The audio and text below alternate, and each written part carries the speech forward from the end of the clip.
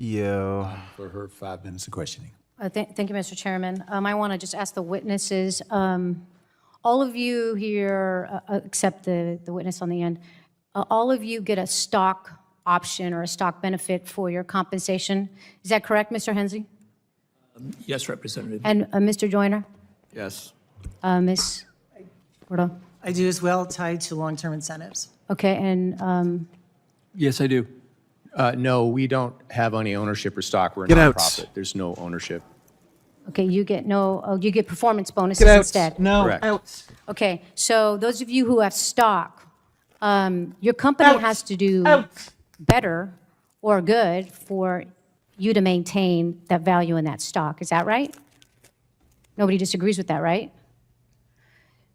You're all in the business of making a profit, right? Nobody disagrees with that? Okay. Mr. Hensley, you got a $60 million one-time equity award. That's a lot of money. For my constituents, when I said we were having this hearing today, I said, what would you ask?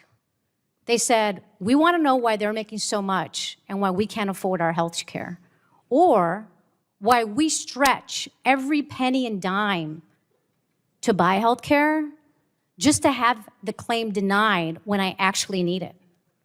And that's what's wrong. That is what's wrong in this system. Mr. Hemsley, you were just asked about the denial rate. No. Mr. Hemsley, you were just asked about the denial rates. I have a chart. I have a chart right here of the denial rates.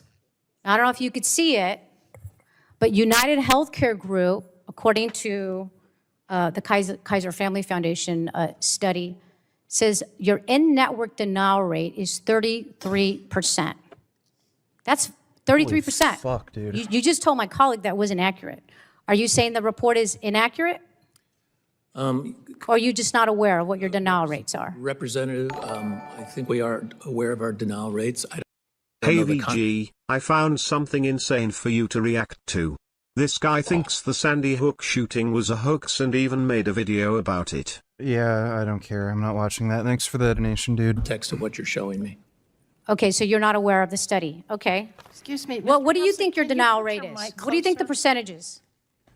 Yeah, we're having a hard time hearing. If you could pull your mic closer and we'll give you an extra sorry? 10 seconds. Okay. What do you think your denial rate is? Less than 2%. Yeah, that's like wildly off from any numbers that I have seen. I want to enter into the record an LA Times article published in February 2025 that tells the story of Colleen Henderson and her 3-year-old toddler, who of course is insured by United Healthcare. They fought your company for 5 years to pay for specialty care to treat their 3-year-old daughter's rare condition. She had a tumor in her bladder, The family ended up with $1 million in medical debt and was forced to declare bankruptcy because United Healthcare said treatments recommended by the doctors were unnecessary. Do you understand why the American people are not a fan of United Healthcare and big healthcare companies, Mr. Hemsley? I think that is a tragic situation. I don't know the details of it, but I'm very sympathetic to situations like that. Well, what are you going to do to make sure that more Dude. Double payer healthcare is just fucking stupid. It is outrageously fucking stupid. Why would you have a system where you have to pay insurance and the insurance companies are incentivized not to give you anything? No shit, this is gonna happen. families are not going into medical debt and that their kids can get the care they need? Because the alternative is the kid is going to die. Well, I'm glad you brought that up because I think one of the reasons that motivated me to return to this company is because I think we could be a force for solutions like that, and that our mission aligns to that, and my purpose is to improve the performance of this enterprise to solve those kinds of solutions. Well, I hope that we see improvements, and I'm going to be tracking that progress to see if it actually happens. Thank you very much. Now recognize The gentlelady from Washington, Dr. Schreier, for her 5 minutes of questions. Thank you, Mr. Chairman. Thank you to our witnesses today. Thank you to Dr. Joyce for his comments. I wholeheartedly agree. I'd like to talk about Medicare Advantage today, specifically with regard to prior authorizations. Just to set the stage, I'm a pediatrician and took care of kids in my community for almost 20 years before coming to Congress. I also have had type 1 diabetes for over 40 years, so I get what it's like to be a patient who is dealing with difficulties with insurance companies. And now I'm a member of Congress, and I hear a lot from my constituents, and I am here to go to bat for them. So I'm not sure it's not a news flash for you, but just so you know, people are pretty pissed off at their insurance companies because they are paying more every single year and they feel like they are not getting the value for it and like you are not living up to your end of the bargain. I mean, their insurance companies, your companies, are charging more, paying less, and then delaying or even denying care due to abusive demands for prior authorizations. And I hear the same, by the way, from hospitals, from physicians. They are telling me that they are forced to hire more people to deal with your paperwork than nurses. And that is just plain wrong.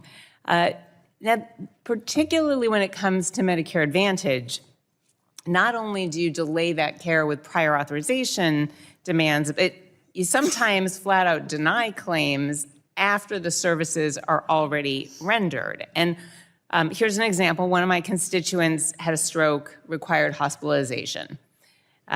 This patient had a United Health Medicare Advantage plan, and United Health refused to pay for that hospitalization because United decided that it was medically unnecessary, overriding the doctor's own medical decision. And so now we've got this senior who's in the hospital, can't go home, stuck with a huge bill, and that is just unconscionable. And it is shameful. I don't know how that's even fucking legal where a doctor can, like, say a patient needs this treatment and then some random jackass who works at this insurance company with no medical degree says, no, actually, you're wrong, Mr. Doctor. Your degree ain't worth shit. Let me tell you, as somebody who makes $23 an hour, you do not need to give the patient this treatment, and I'm better than you at knowing what medications or treatments people need. I don't know how that's even fucking legal. Like, again, this two-payer healthcare system thing is just fucking retarded. That you're doing this to people on Medicare Advantage. I mean, they paid into the system for their whole lives. They're paying premiums now. They're counting on you to look after them. And I just want you to think about how many elderly patients who suffered a stroke can then go home and deal with sitting on hold with customer service and submitting letters in the appeals process. And it took over a year, by the way, for United Health to finally pay. Mr. Hemsley, if a patient's physician has determined that their patient should be in the hospital after a stroke, why would United Health decline that care? I'm not familiar. I appreciate the question, and I'm very sympathetic to the situation that you described it before. I'm not. I don't have specific knowledge.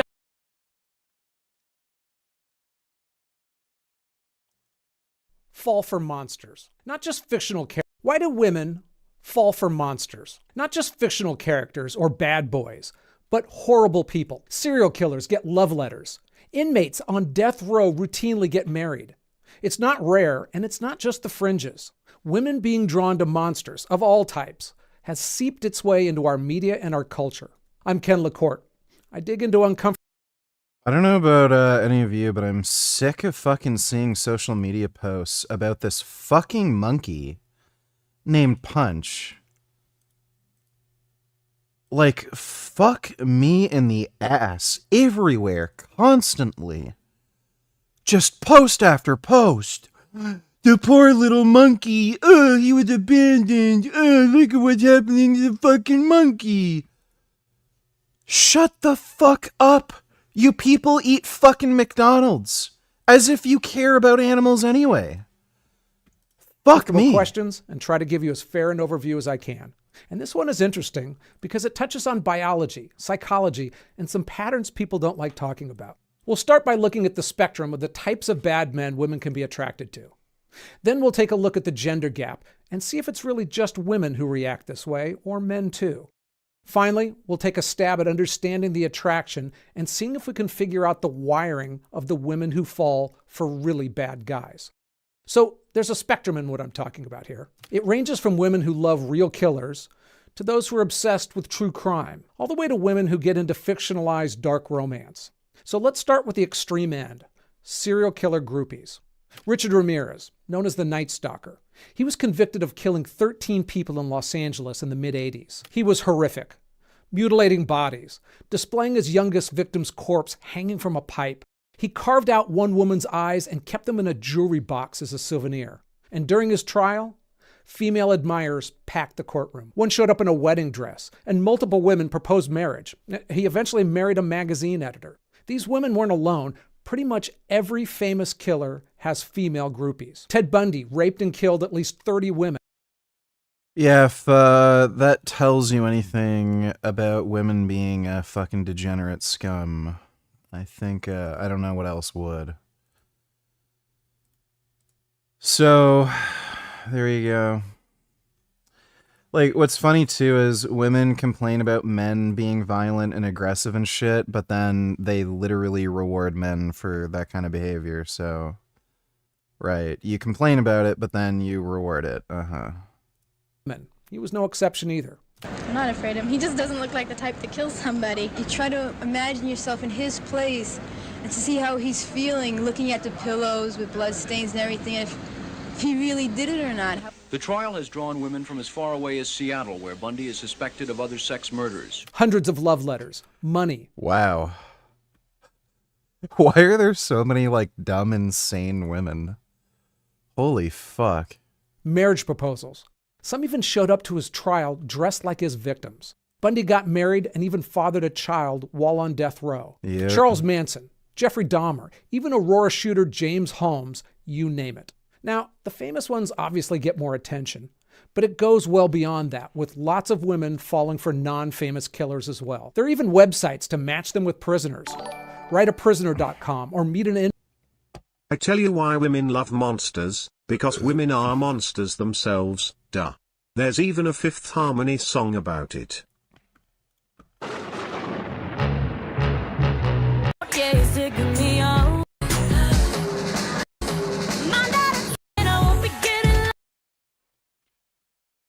Why are these women fat and ugly? Alright, well thanks for the donation, Dodo. Inmate. They list thousands of felons, many serving time for murder. Their profiles read like dating apps, and inmates can post photos, describe their interests, and mention they're looking for friendship, and maybe more. Some women scroll through murderers like other people scroll through Tinder. Investigative reporter Sheila Eisenberg wrote the book Women Who Love Men Who Kill, where she describes women who give up their lives, husband, their kids, their money, to fulfill their... Dude. Fucking Leonardo DiCaprio gets shit for dating a fucking 18-year-old, and then there's fucking women who literally have kids with Ted Bundy while he's on death row. That's just... What kind of fucking world do we live in? Like, oh my god. Women are fucking retarded. Romantic fantasies with murderers. The women all seem to have a similar explanation. Everyone sees a monster, but I see the real him. They often believe the men are misunderstood or victims of bad childhoods. The woman who married the Night Stalker said he was, quote, kind, funny, and charming, despite the murderers, mutilations, and rapes. So getting away from the extreme, that morbid fascination, it expands from individual relationships to an entire industry. The true crime obsession is massive. And just the true crime podcasts alone reach well over 100 million listeners. Some networks have billions. Gig $92 is this Aaron P.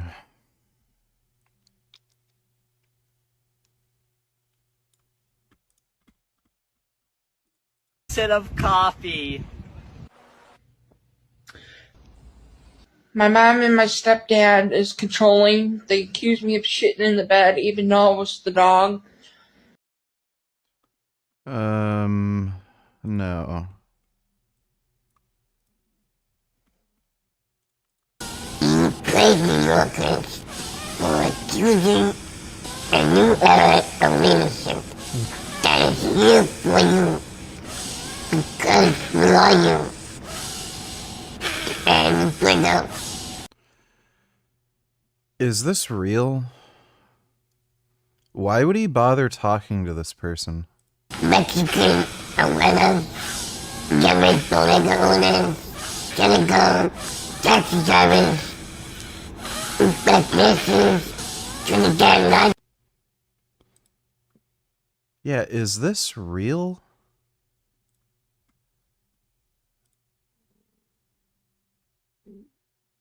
This isn't like AI and just weird shit? Cooks again, Midland, unscored.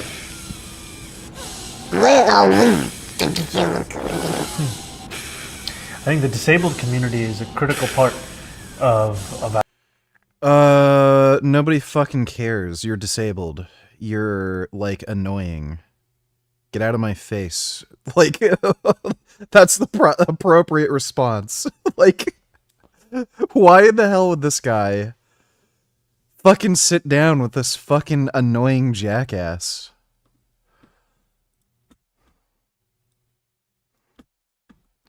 I don't think that's Aaron P, though. For dinner, let's get smucking.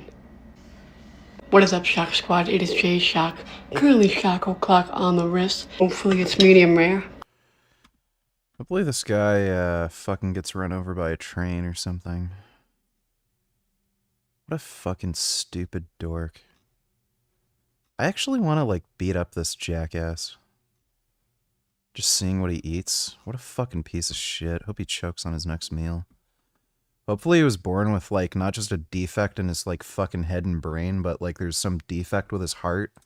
It just stops beating. Fucking jackass. Of downloads. Women largely drive those podcast downloads, the book sales, the streaming numbers. And many aren't just casual listeners. They join online communities to dissect cases, and some even travel to crime scenes to experience them for themselves. These aren't sanitized mystery novels either. They're often detailed descriptions of torture, rape, or dismemberment. 911 calls from dying victims, and rough crime scene photos. Some researchers say it's about understanding male violence in a safe context. Many women live with a background fear that men can be dangerous, and true crime can let them explore that reality without experiencing it firsthand. There's also an element of the forbidden. Society tells women to be nice, nurturing, and conflict averse. True crime lets them indulge darker curiosities without judgment. And then there's maybe the most mainstream fascination, romance novels. That industry generates $1.5 billion annually, and what they call dark romance authors are among the fastest growing. 50 Shades of Grey is about an abusive, controlling billionaire who loves bondage. Oh man, 50 Shades That sold of Grey. 150 million copies. Books featuring kidnapping, captivity, and forced relationships dominate Amazon charts. The hashtag dark romance on Twitter has hundreds of millions of views. And TikTok's book talk community really brought that all into a mainstream. Many of these are stories where women are captured, controlled, and sexually dominated. Dude, like, some of this makes me think that all these, like, rape and sexual assault allegations and bullshit that you hear about, like, I'm inclined to think they're, like, trying to play out some, like, weird fantasy they have in their head. And that's one of the reasons why they're making this nonsense up. By dangerous men. Politicians find the most disabled person possible just so they can get some clips. And people eat it up. Quite fascinating. Yeah, Mom Donnie's a fucking asshole. I fucking hate that piece of shit. Thanks for the donation, Trent Bundy. Mobsters, serial killers, motorcycle gangs. The men in these books aren't misunderstood nice guys. They're violent. And millions of women read them obsessively. Perhaps which ties into the research showing that about half of women have fantasies involving dominance or force. Then there are actual monsters. And we've all seen stories about what I call soft-core monster love. A woman who falls in love with a misunderstood monster who loves her back. Beauty and the Beast, The Shape of Water, King Kong, Twilight, countless others. Now there's a growing genre of more hardcore monster romances as well. This one, Morning Glory Milking Farm, has more than 21,000 ratings on Amazon and over 60,000 ratings on Goodreads. It's about a young woman who gets a job collecting semen from minotaurs. And, spoiler alert, she falls in love. Click on that one and the algorithm will give you... Dude.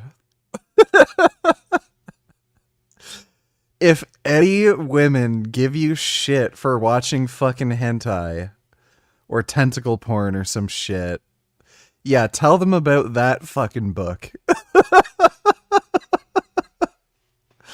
Oh, that is just so bad. Oh, that is so bad. You tons of books featuring really graphic sex novels of women with werewolves, demons, orcs, Bigfoot, even more. There's a whole world out there of women having sex with any kind of a beast or monster you can imagine. Okay, so is this really a female thing? Or is it a sexist notion in cherry-picking stories? But before we get into that, I want to talk about finances and today's sponsor. So for my whole life, I've kept track of how much I'm worth. Let's get back to women and monsters. Is it still doing that fucking thing with the bitrate? So is it really a female thing? Or again, is it a sexist notion in cherry-picking stories? As I dug into things, it became abundantly clear that it's not a stereotype. It's reality. There's an overwhelming gender gap of women and however we define a monster. A San Quentin prison spokesman said that essentially 99% of fan mail received by death row inmates comes from women. Meanwhile, the 15 women on California's death row got almost no similar attention from men. Heck, even Charlie Manson got engaged at 80 years old, but female killers just don't get the same attention. No fan clubs or routine marriage proposals, no groupies showing up to court. Even Netflix gently reminded women that there are literally thousands of other hot men on our service, almost all of whom are not convicted serial murderers. Women were swooning over Zac Efron playing Ted Bundy, but no one needed to warn men not to slobber over Charlize Theron when she played a serial killer. Now, some men do read and listen to true crime, but there's a big difference in how they engage with it. Men approach crimes more like armchair detectives. They dissect methods and analyze the criminal psychology. Some might even admire a killer's cleverness from a distance, but they're not imagining themselves as the devoted boyfriend of a female murderer. Men don't talk about fixing female killers. They don't say she was misunderstood or she had a good heart underneath it all. And when you zoom out to fantasy, the difference is even clearer. The numbers show that women are about 80... The Shape of Water. That was such a shit movie. A disabled woman who falls in love with the creature from the Black Lagoon. How did it somehow win the Oscar for Best Picture? Did it really? Nothing's good anymore. Thanks for the donation, Dodo. Dodo donated $2. Let me see. We have identified industrial scale distillation attacks on our models by DeepSeek, Moonshot, and Minimax. These labs created over 24,000 fraudulent accounts, generated over 60 million.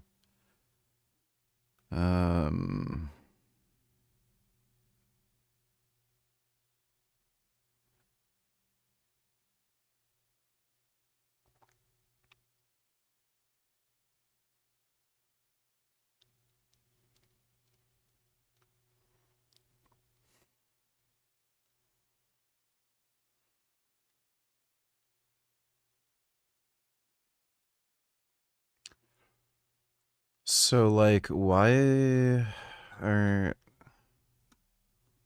didn't they do anything to prevent some of that crap in the first place? Oh my god. Fucking music.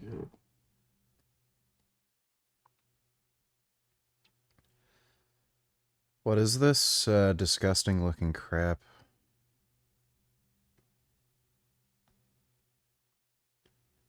This looks like something dumb people would eat.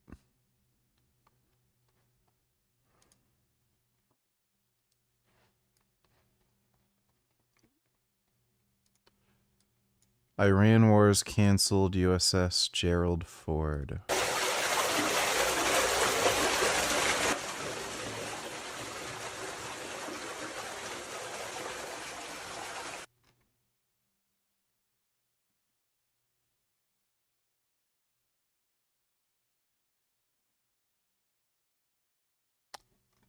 Fake. This video is from 2023.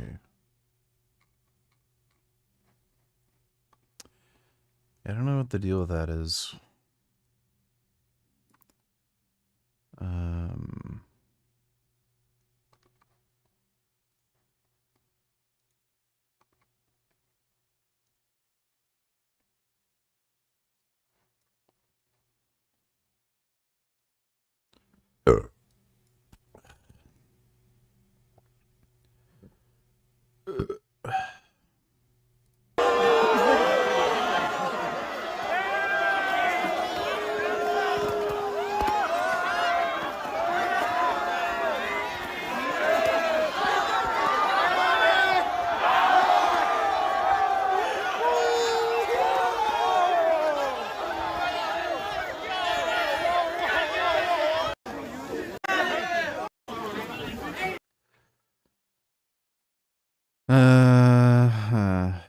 Thanks for the donation, Dodo.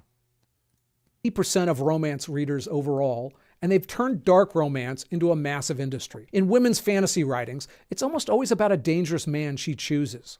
For men, it's really the opposite. Quick side quest on Tellers and Joyce here. Let me see.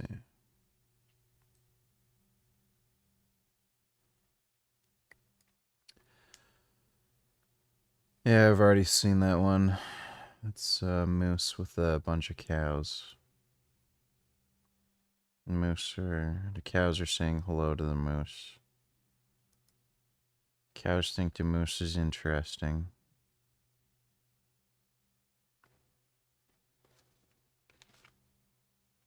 Cows are really nice. I like cows.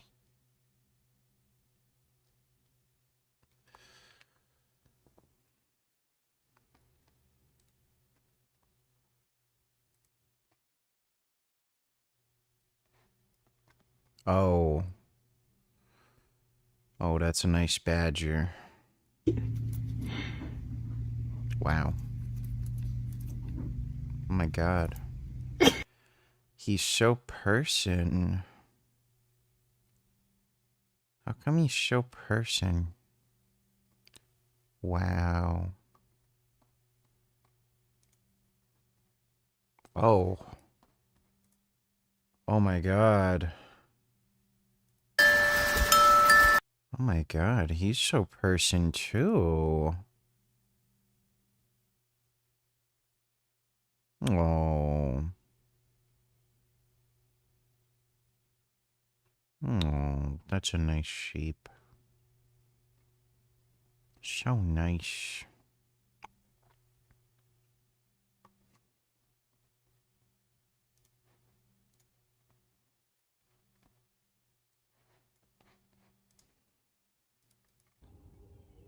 Oh.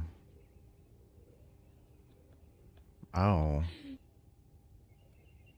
Lemurs. Oh, it's a cat.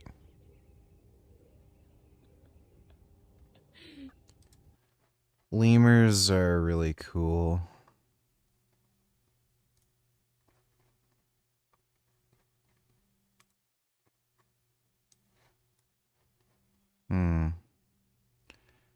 It looks like a fox. Foxes are very troublesome. It's very annoying and troublesome. Thanks for the donation side quest, or quick side quest. Dodo donate $2. Threat level Tuesday, costume level iconic.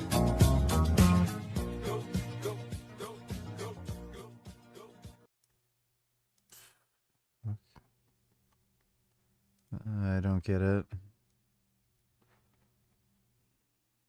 How January 3rd was just one more phase in the U.S. attempt to destroy this process, that the sanctions have been going on for so many years, have created so many problems for people. And, you know, they create scarcity through the sanctions and then blame the government for the scarcity. And many people believe that. So it's hard to change the narrative. But I also Fucking idiot. I hate that bitch so fucking much, like you can't believe. This guy's an idiot, but... Here in California at this UPS store in San Diego, over 30 people are registered to vote as this is their primary residence. It's all right to have this as a location where you receive a ballot, but you can't have it as your primary residence. And all these people do right here. For instance, this...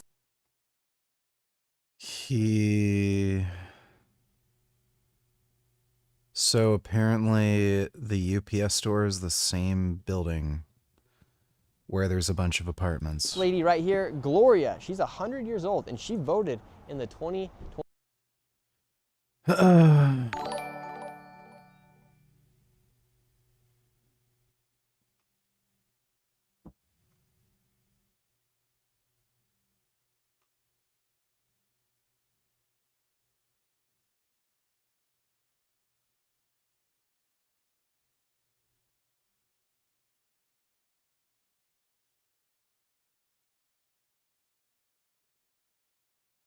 I have no idea. 24 election. In fact, the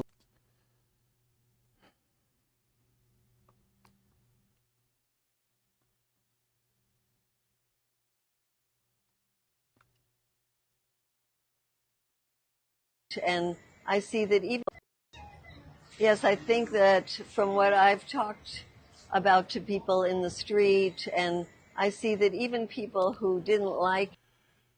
Heard people say that guys who get accused, especially in AR spaces, end up getting more attention from women and usually have hot girlfriends. Yeah, it's because women want to get raped. They won't admit it, but they have rape fantasies. So, yeah. Chavez and didn't like Maduro, do not like what's happening in terms of U.S. intervention and U.S. taking of the Venezuelan oil. And so I think that there are a lot of people who are rethinking their position and wondering if really the U.S. that says it's going to redistribute the oil revenues to Venezuela, to the people. I wonder what her voice would sound like if she was fed through a wood chipper. Why did this woman do that?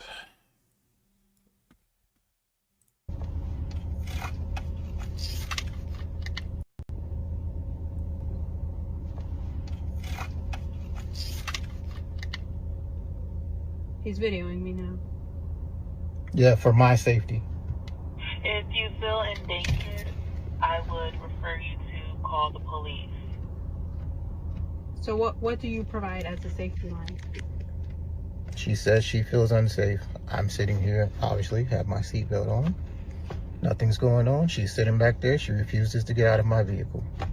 So I'm recording for my safety. Is there any store or is there anything in the area that you're in that you can go in and wait for your next Uber driver? As you can see, there's businesses right in front of us. See the businesses. She says she don't feel safe, but she refuses to get out. She can go right to the business over there. There's chairs. She can sit there with her things and wait for her next Uber. He's gonna drive off with my packages. I mean, this is like, I've never had this. Package. Get her package out. Set it right here.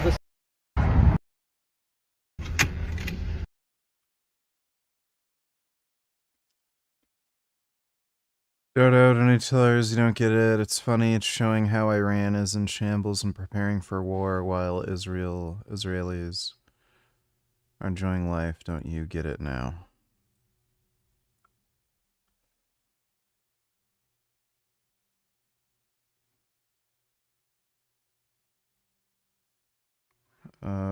Okay. Thanks for the donation, Dodo. They may dream about being dangerous, whether a hero or an outlaw, but they really don't fantasize about being chosen by dangerous women. And here's something else I learned that was interesting. Studies show that many dark romance readers tend to be college-educated, progressive women. Many are vocal feminists. That contradiction seems to bother a lot of people, but researchers note that humans are good at compartmentalizing. Our political beliefs show what we think society should be like as a whole. But sexual fantasy is what privately arouses us. They don't have to align, and for many people, they don't.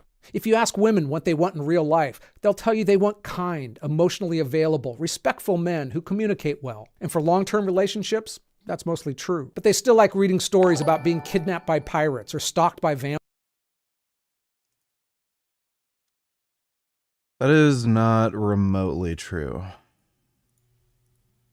Not even close. 21st, donated $2. Let me see.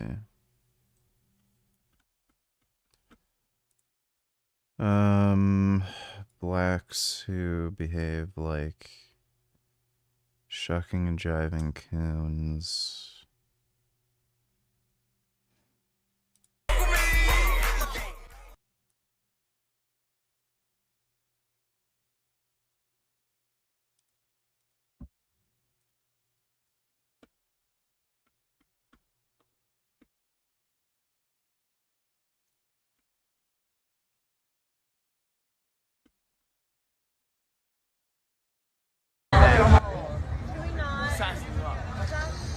Sure. And good night. And set the side con. You're done for me, guys. It's turning pink. My God. That was amazing. Get. Sure. I'm gonna buy that. Size it up. Sure. I don't know what this was all about, but it seems like there's a possibility the black guy wasn't being unreasonable, at least not at first. He tapped. Let him go. Okay, that's not gonna... Yo, chill out.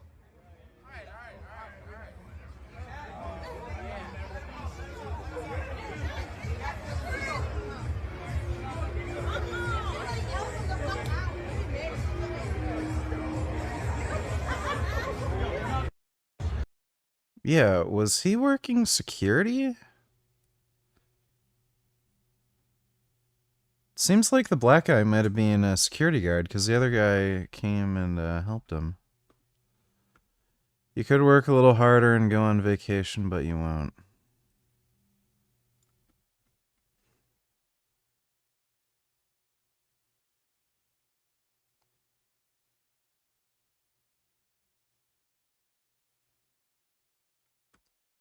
That all looks really boring and lame. Thanks for that donation, 21st.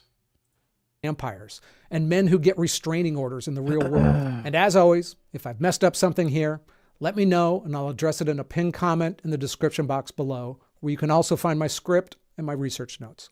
Okay, so the pattern is clear and it's overwhelmingly female. But what's really happening when a woman falls for a monster? Researchers have tried understanding the attraction that some women have, and they've identified several factors. We'll start with a look at evolutionary biology, and then the individual psychological reasons. Women are routinely drawn to dominant, confident, risk-taking males. I mean, that's fairly obvious to anyone paying attention, and it makes sense. Those traits signal the ability to protect and provide. Now, some women take that further, and you can see the most extreme version of that in a popular trope in the dark romance novel world, touch her and die. The most terrifying man in the world to everyone else is gentle with you. He'll tear apart anyone who threatens you, but he'll never do you any harm. His violence actually protects. Dodo donates $2. Huckabee plays the guitar, apparently.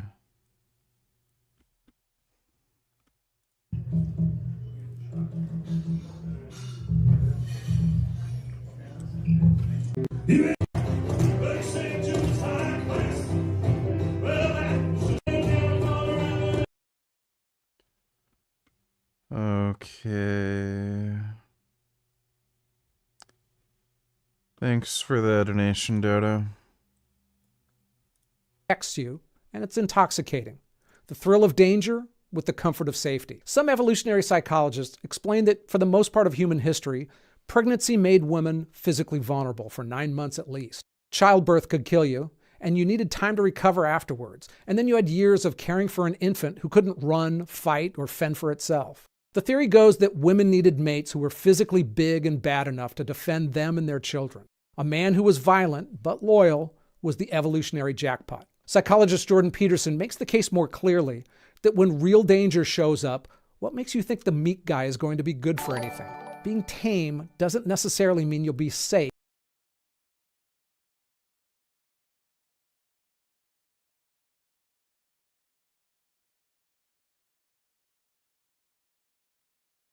A very strict and focused businesswoman because working for Diddy for 6 years trained me to have to be perfect. Working for Diddy? Absolutely. I love Diddy. Don's never been wider. DT. I love Diddy. I love Diddy. You know, he's a good friend of mine. He's a good guy. He expects. Is he a good guy? I don't want to answer that question. Oh, wow. I don't think know. he's a good guy. I'm going to stick up for him. A very strict. Yeah.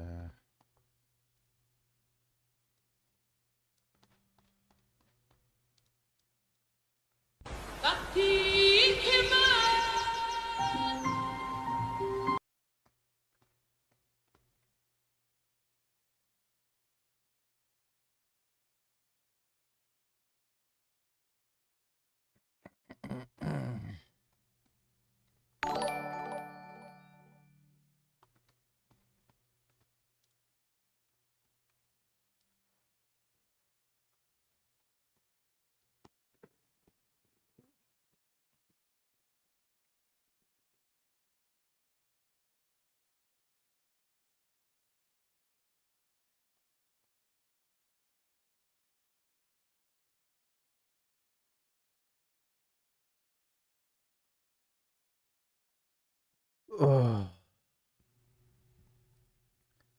They feel utterly betrayed by Trump. Guys, what? The crowd was big enough to be to the dictator. Started shooting tear gas, like 3. I mean, it's really. Okay, thanks for the donation, Dodo. 2 donators. How was the soup yesterday? It's good. I still have 2 more cans of soup if I want more soup. It was good. It is fucking cold down here, though. Why does it have to be so cold?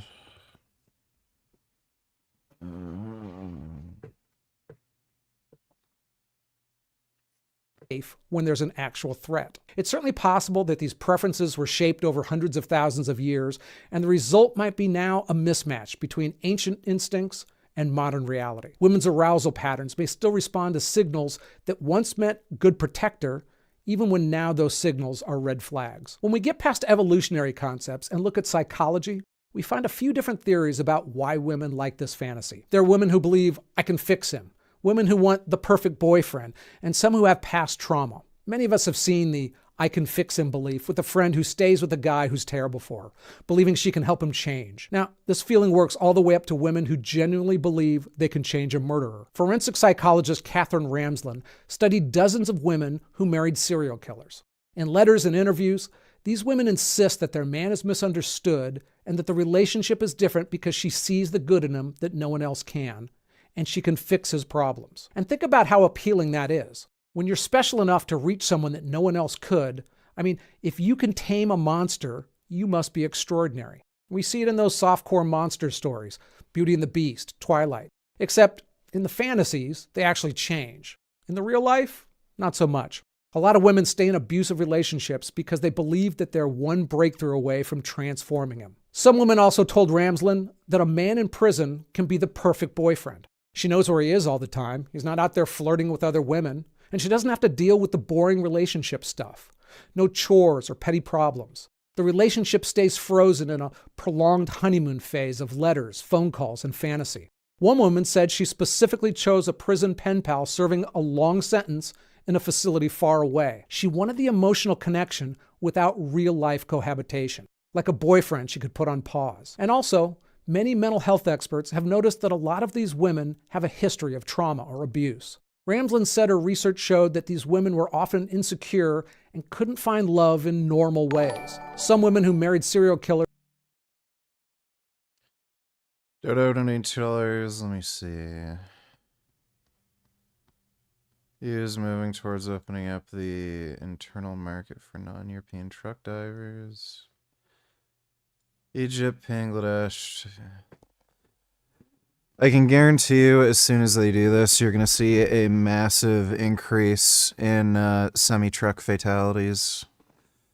So these fucking idiots are going to be on their, like, cell phone or something, run motherfuckers over, kill, like several families on the highway. The European Commission now planning to simplify procedures, as well as establishing common rules, protect drivers from abuse, and ensure fair working conditions. Yeah, I'm sure.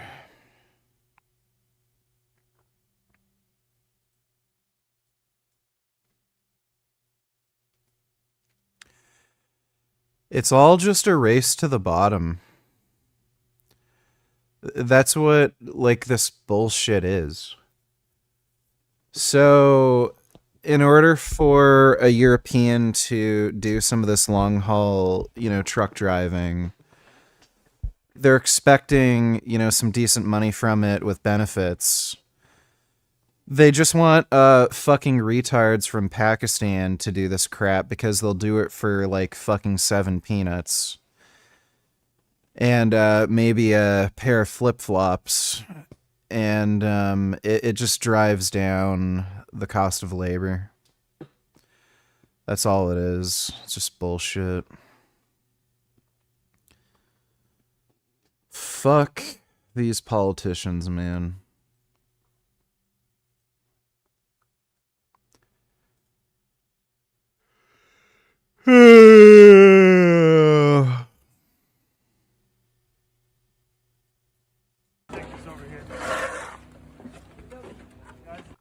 So the best he can figure to, like, waste his time is shoveling snow. That's the best you can come up with. Okay. VG, did you not see the reporting that General Razan Kane, top general of the Pentagon, is warning Trump against striking Iran because he ruined our ally ships? Yeah, I saw that. Yeah, Trump's very stupid. Very, very stupid. The good news, though, is that Lamborghini canceled its EV project. So that's nice.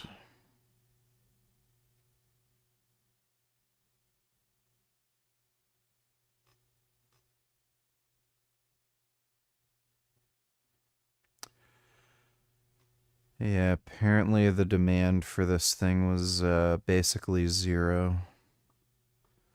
Honestly, what kind of fucking retard would buy a Lamborghini EV? That is some stupid shit.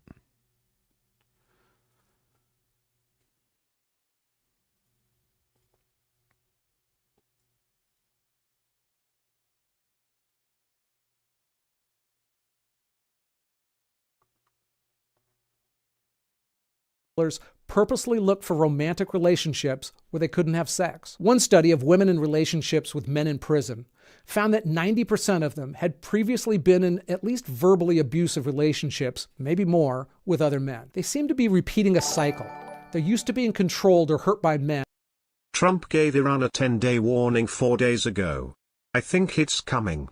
BTW, Iran is now the most Islamophobic society in the world, I think. When there is regime change, and internet, it will be funny to watch hordes of Iranians shitting on Islam online. Lol. That will be great. Really, really great. Maybe once the regime collapses and it's stable there, I'll visit Iran and sniff some Iranian girl's butt. That'd be nice. Thanks for the donation, eh? and a relationship with a prisoner guarantees something familiar without the immediate physical threat. It's a safe way to indulge a harmful pattern they can't seem to break. Their self-esteem is often low, and the killer's intense need for them, even if he's being manipulative, fills a void. And finally, there's also women who just love the feeling of danger. Fear and arousal trigger similar responses in the body. Both pump adrenaline, increase your heart rate, cause flushed skin, dilate pupils, and create a heightened sense of awareness. They call it excitation transfer.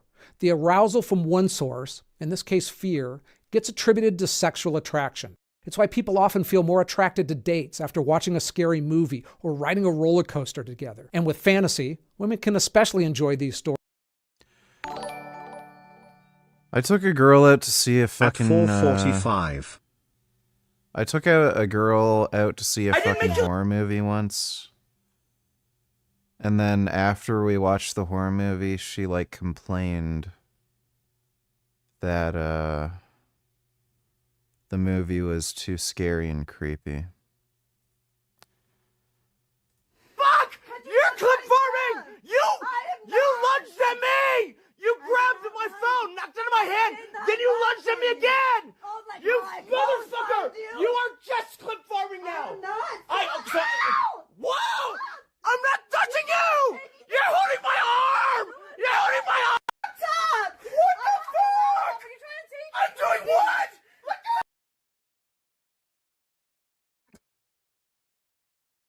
Is this like all staged? Let go! I was holding the laptop. You're trying to physically rip it from my fingers. It's my laptop. No, it's so our I asked you. I'm wondering if there's no way. Like, she also looks like she's almost laughing too. Then don't ask me. Like, you asked me the question, I'm answering. I'm just making sure that you're not insane, but you are. So clearly. Yeah, it's staged.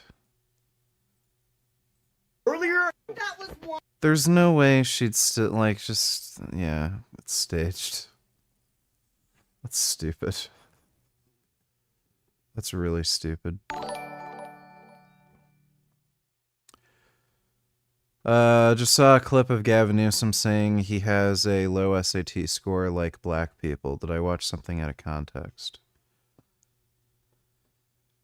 I don't know.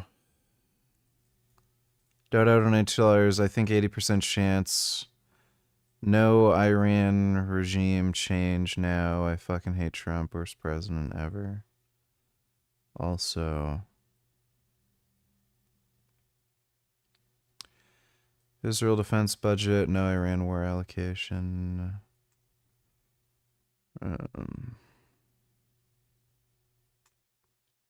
Okay. Based comment, so true.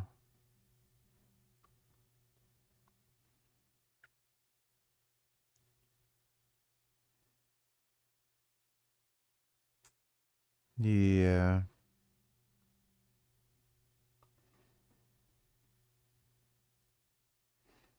Yeah, again, thank you guys for being here today, Senator and Congressperson. And my question is, I guess, for both of you, but specifically Senator Sanders. I'm from a low-income first-gen student as well, from rural West Virginia and from Appalachia, which you're quite familiar. You recently were talking to my people at tables and trying to hear them out and understand their experience in the world as low-income, hardworking Americans and kind of the rural working class. And so my question to you from like Appalachian and for my people is that recently in West Virginia, a bill passed, House Bill 2014, which was essentially allowing the aggressive incoming of quote high impact data centers into rural America, into West Virginia communities, because most.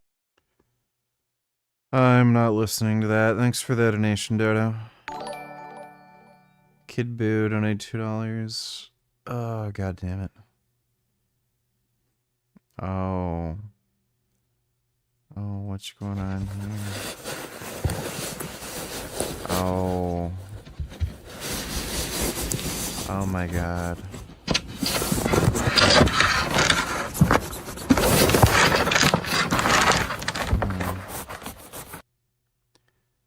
Wow. That's cool.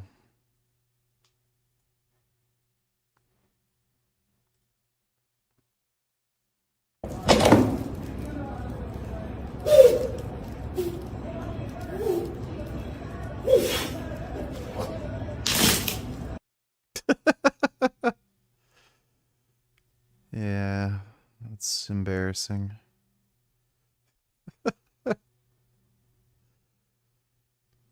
And it's not even close. Women are loved just for existing. They get attention, compliments. Yeah, I've heard it before. Thanks for the donation, Kid Boo. Dodo Donatillers, well then again, what did you expect when you have Fox News anchor Pete Hegseth as head of the Defense Department? Of course, they wouldn't be properly prepared with the right munitions in place and timely and alienating our allies so they don't support our mission. Yeah.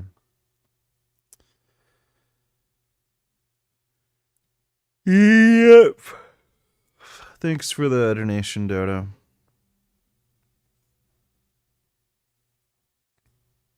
He's so desperate, he has to literally make shit up. I'm not going to go into depth about what he's talking about. If somebody's lying about you deliberately, on purpose, you know what you would do? You would sue them. And so if you think I'm a liar... Well, no, because most people don't have money to sue anybody. Lawyers are expensive. There's also, in most situations, when somebody is lying and spreading bullshit lies about you, there still isn't a realistic prospect that you can get any compensation out of it. So, chances are the person you're suing doesn't have any money. And it's very hard to actually win a libel or defamation lawsuit because, one, you have to prove that the lies are deliberate, they're intentionally malicious, they're not just working off of bad information but in good faith. And you also have to prove that, like, there's actual fucking damages and people take the person seriously. Like, that's a very high bar to get past. So that's not a very good argument, like saying, oh, well, it must be true because Larry Wheels isn't suing him. Like, again, it's expensive to sue somebody. He's probably not going to get any money off of it, and there's not necessarily a realistic prospect that he'd even win the lawsuit or get anything out of it. On top of that, we know Larry's broke. So he might not admit that he's broke, but we know he's broke. So that's just more reason for him to not sue.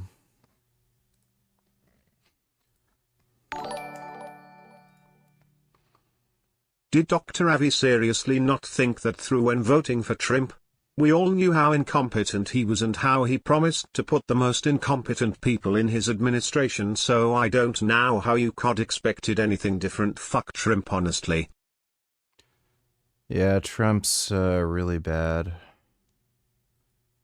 Thanks for the donation, Dodo.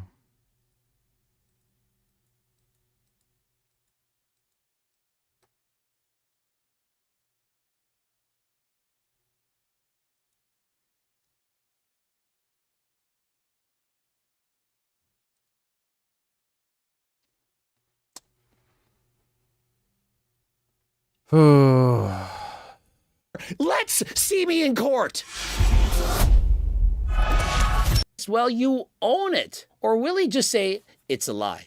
Stay tuned to find out. Listen, I see a few messages about react to John and Greg. And listen, my response is they see that we're trending. They want to capitalize on it. I know that some of you might think that I'm a liar, that I make shit up, that I just create things out of thin air in order to get views. Some of you think that. It's not true. It's a lie. I don't make shit up. I'm not lying when I make any of my videos. But are you going to tell me that John Bravo, that he simply made this all up after all the videos we've seen, when he only will post a video if he knows for certain that what he's saying is true? How many of you think that he made all... Even if you want to be delusional and pretend there would be a less chance of Kamala Harris striking Iran than Trump had she been president, Vish, personally I do not believe. At least her administration would been competent enough to do it successfully. Yeah, that's true. Thanks for the donation, Dodo. all that shit up. That somehow John told me these things, these screenshots, and that he had staged all of it in order to fool that it will just go away. Now, here's the thing. When you do these said acts, I'm not going to repeat. Dude, Larry is such a fucking idiot. There's so much wrong with literally everything here. One, why would he marry an older woman? She's like a couple years older than he is. Like, you want to be married to an old lady when you're like 60 or something? Like, this guy probably could have pretty easily just gotten with an 18-year-old. You know? And he would have had a much easier... like, if he was a fucking dumbass and would marry that bitch, he would have had a much easier time getting an 18-year-old to sign a prenup. This idiot got married, didn't get this woman to sign a prenup, but, like, he's such a fucking beta male idiot.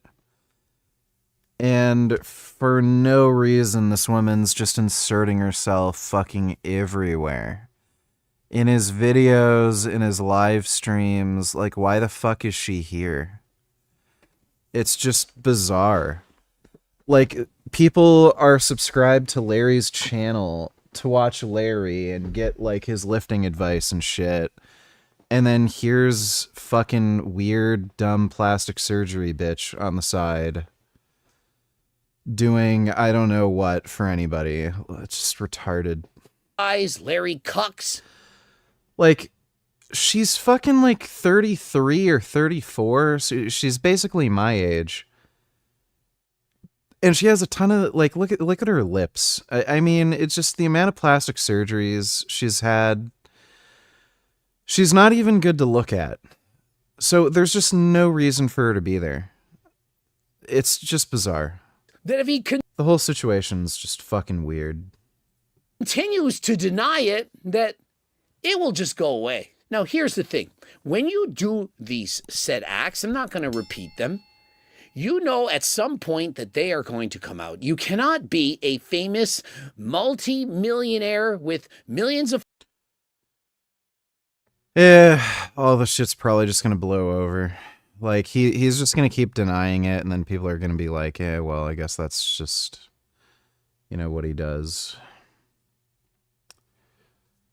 But, yeah, when his wife breaks up with him and divorces, bye-bye money.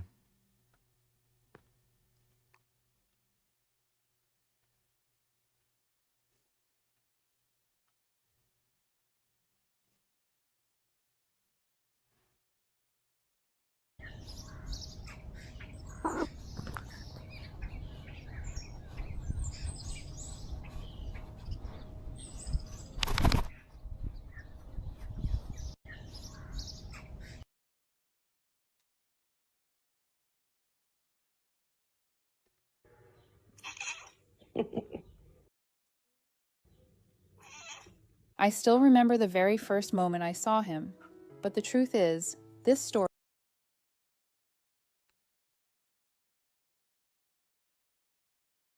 Oh my god. The amount of AI everywhere. I wish I could find the fucking, like, Indian fucks who are uploading this AI trash and just throw them into that fucking disgusting river. You know, with all the dead bodies and, like, raw sewage. Fuck. What a bunch of assholes.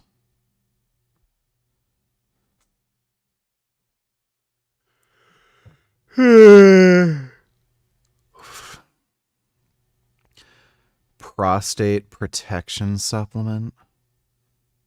Upcoming video. He's releasing this at 11 a.m. I'm pretty sure this is illegal, by the way.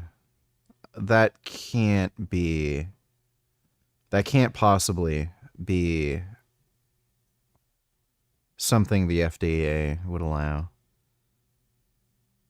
You could sell something called like, I don't know, like caca poo poo pee pee extract.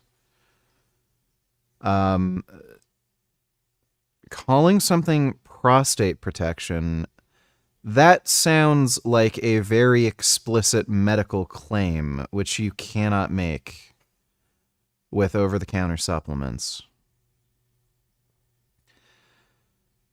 Frank's a literal fucking retard.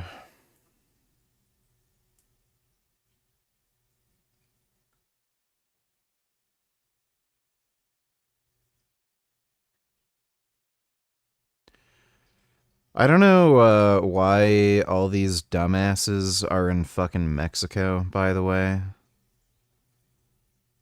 There's so many actual idiots in Mexico. Let's see. D donated $2. So if volume was a factor, why wouldn't we keep increasing the volumes? Yeah. Yeah, why are we not doing 50 sets then for triceps or 100 sets? Yeah. Because it's not really a factor, the volume. So it's kind of a nonsense. It's a progressive over. So, one, there is presumably, some upper limit to where you would benefit from volume. In research, nobody's really identified that upper limit, but presumably there would be, especially in the context of just overall recovery and everything like that. So your muscles themselves may benefit from a very high degree of training volume. But if your joints and connective tissue are getting wrecked from that amount of volume and you're not able to sustain it, then it's obviously not going to be a benefit. So I don't know why we have to, you either have to accept one of two extremes. Either there's an infinite amount of volume you can do that you're going to benefit from, or you only need to do one set to failure and anything more is non-productive. That's just fucking stupid. Everyone's going to have a different amount of training volume that's most beneficial for them. That's going to be based on genetics, strength, training age, stuff like that. But yeah, I don't know why you'd have to adopt either extreme. What was oil use like back then? Early 90s, and it was this German bodybuilder, Manfred Holber or something, with the craziest arms you've ever seen in your life, right? Mm-hmm. And he shows up at Olympia, walk around, and then, of course, a lot of people, wondering, but none of us really knew. It was not such a bad job like now people can do it, and what I end up making myself, my arms look like 1999 Night of the Champions. It was ridiculous. I'm embarrassed. But it looked like borderline possible. So when you have a smaller arms and judges are telling you, well, with the bigger arms, you can maybe be a contender and win some shows, right? So you get tempted. And to make long story short, somebody, I don't want to mention the names because now they're all criticizing me. If I say the name, somebody famous from the Olympia was using, and his partner gave it to me, 12 bottles to give it to somebody else. And I asked him, hold on a second, what is it? It's a Syntold, everybody's using it. Say, Dave Palumbo is a literal fucking idiot. I've never heard anything good from people who've used Synthol, in the literal real name brand Synthol. Dave was saying, it's an oil that your body naturally breaks down and it can actually help provide the muscle tissue with nutrients.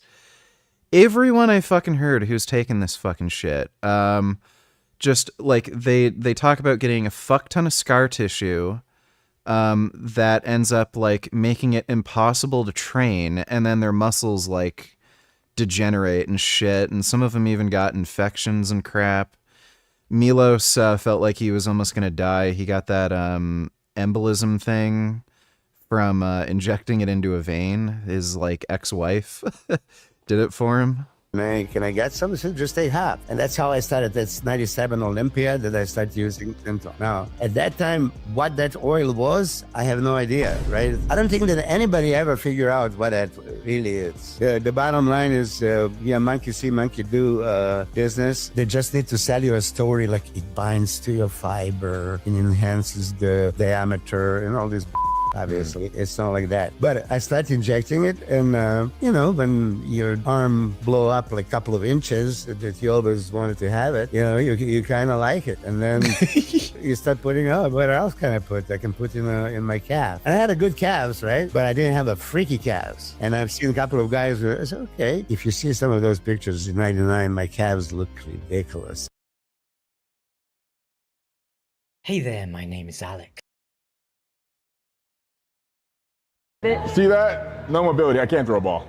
That's literally the extent of my wrist mobility. Wait, I cannot what happened to dribble a your ball. wrist? It just got like that from lifting for 14 years. This You is the can't extent. go up and down. Not really. Not without looking very awkward. Can I see it? I have to like shoot a ball like with a straight wrist. Oh.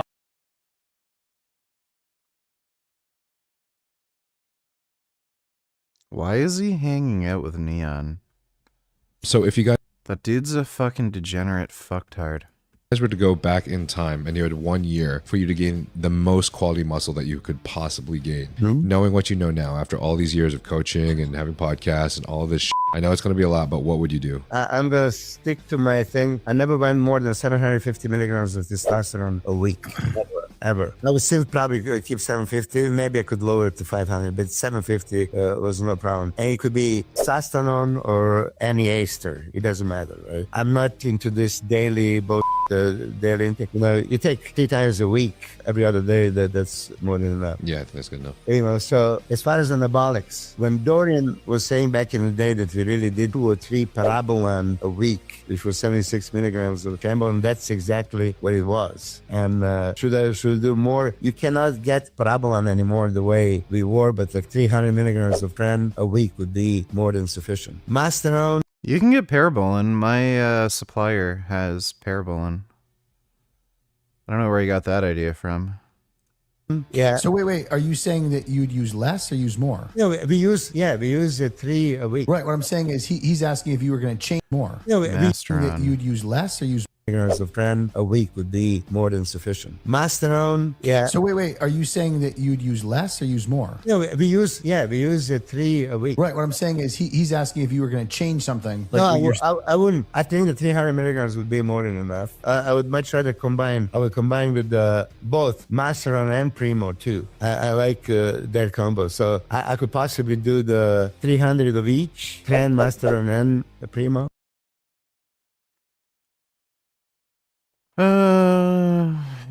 So 750 test, 300 Tren.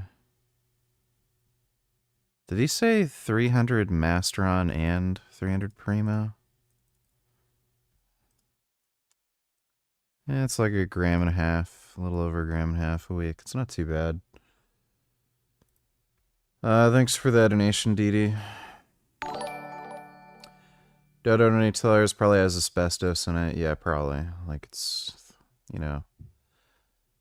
China Frank supplement. So thanks for the donation, G or Dodo. G donated $2. Do you like French pop songs like these?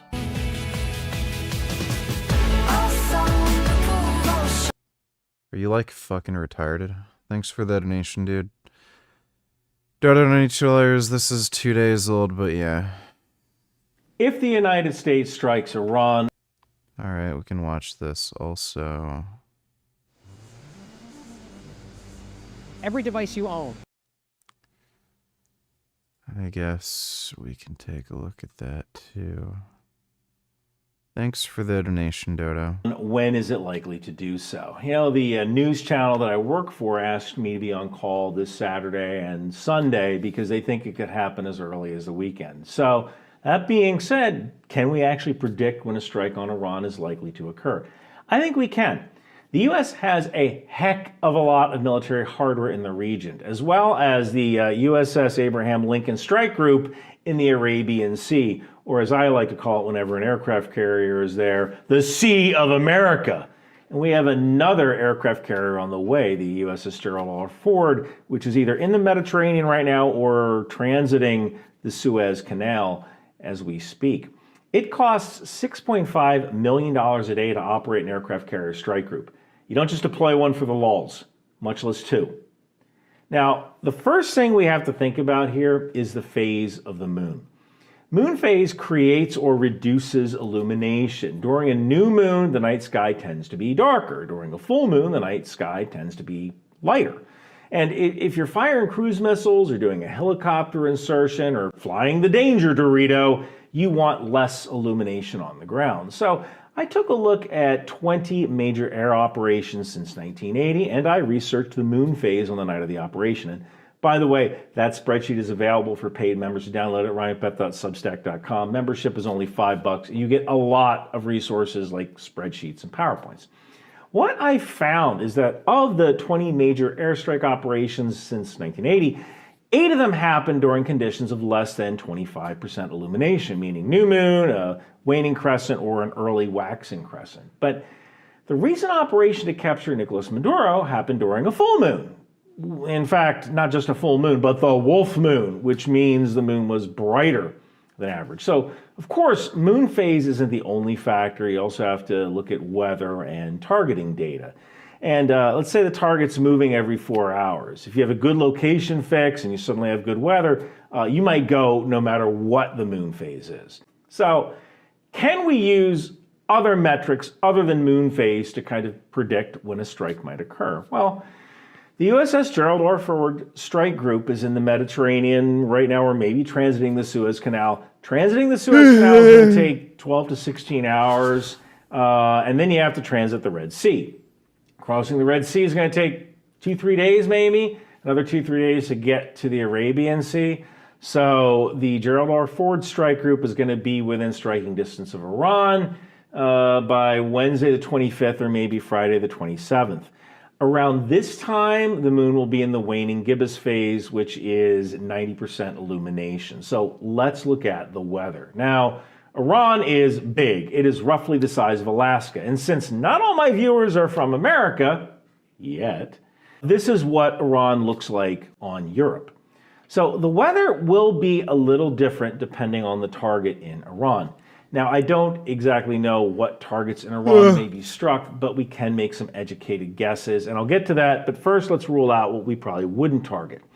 Iran kind of has two armies. There's the Islamic Revolutionary Guard Corps, which has about 125,000 personnel, and there's the Artesh, which is the defensive Iranian army that all male Iranians are conscripted into. They have about 300,000 or so personnel in their ground forces. So think of the IRGC as the religious army and the regime. The Artesh is also on the side of the regime, but it's composed of guys who mainly just want to do their service and get on with their lives. There's also some animosity because the IRGC basically gets all the funding. Yeah, and the Artesh doesn't tend to be true believers like the IRGC. Now, firearms are legal to own in Iran, but they're highly restricted. They're mainly in the hands of hunters and farmers, so I don't really see a sort of popular armed uprising. However, I could see the Artesh performing a rebellion if they see the government weaken or the IRGC weaken. And since every male must serve in the Artesh, I could easily see armories getting thrown open and rifles getting handed out to Iranian males who've recently mustered out of service and want IRGC installations, not Artesh installations. Anyway, I'm a Horn of Africa guy. So General Anderson, optically or laser guided missiles, and cloud cover could make it. 7th probably provides the best sunny. The nuclear site is sunny, followed by a little cloudy on Friday, and Ishtafan is sunny. So by a little cloudy on Friday, and Isfahan is sunny. So yeah, I think if the United States is going to attack Iran, that window from the 25th to the 27th probably provides the best recent opportunity. You have a second aircraft carrier on station and generally good weather. That second aircraft carrier is a heck of a lot of firepower combined with generally good weather. That kind of makes that 25th and 27th window fairly likely. Now here's another factor, Ramadan.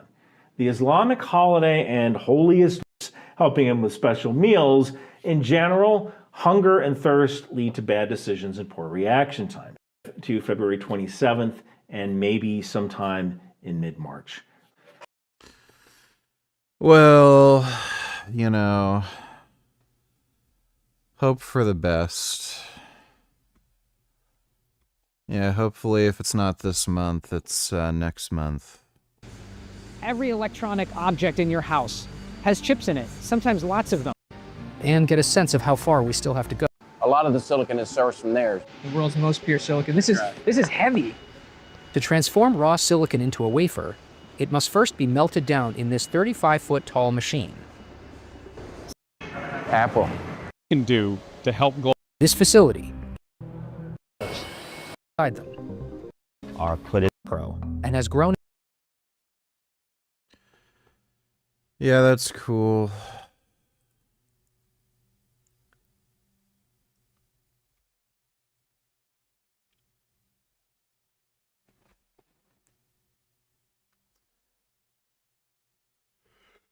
Well,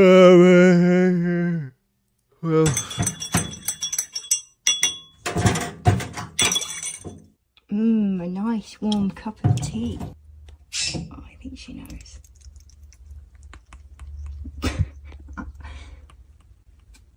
I'm so sorry.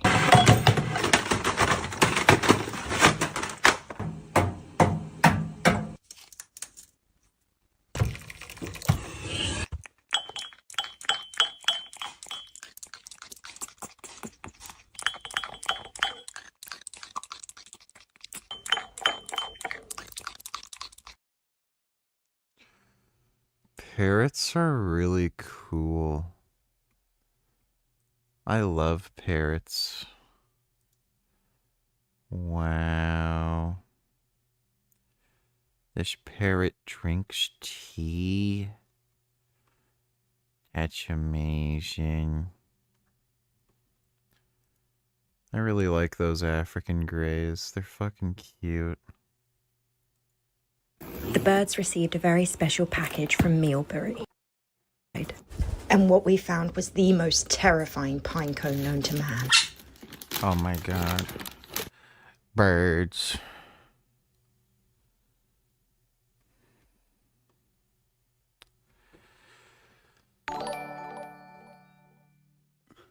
Some Joey for you. Say goodnight to Joey. Let me see. Oh.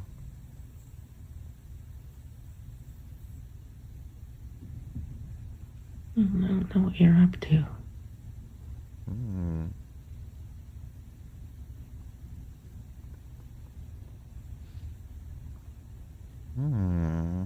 Hi.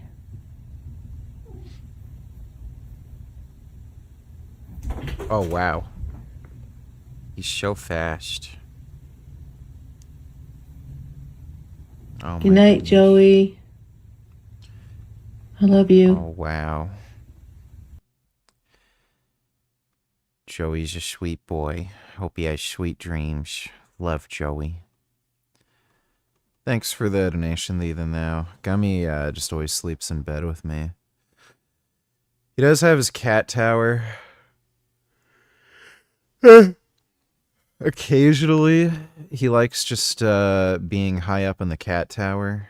He doesn't usually sleep in there at night, though. It's usually in the afternoon that he'll just chill in the cat tower for a little bit. But yeah, he always just sleeps in bed with me.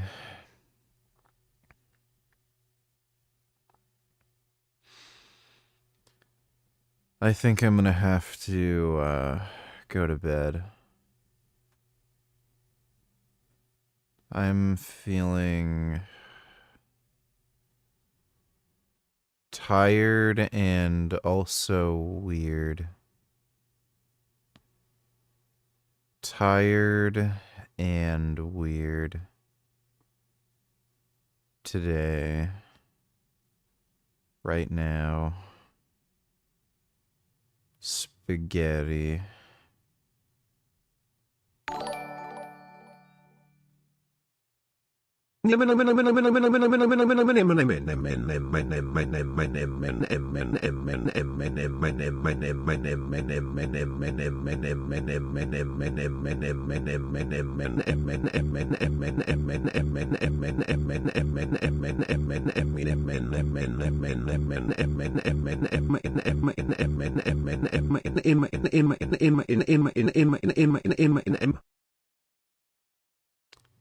That's good. Thanks for the donation, 3. Alright.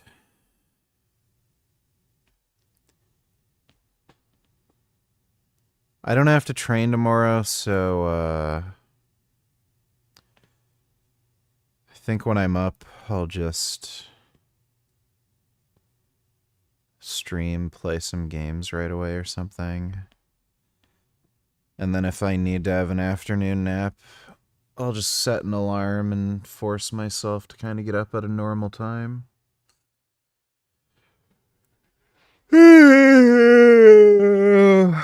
But big thanks to everybody who donated on Streamlabs. Really appreciate it. And I will see you all tomorrow. Sweet dreams.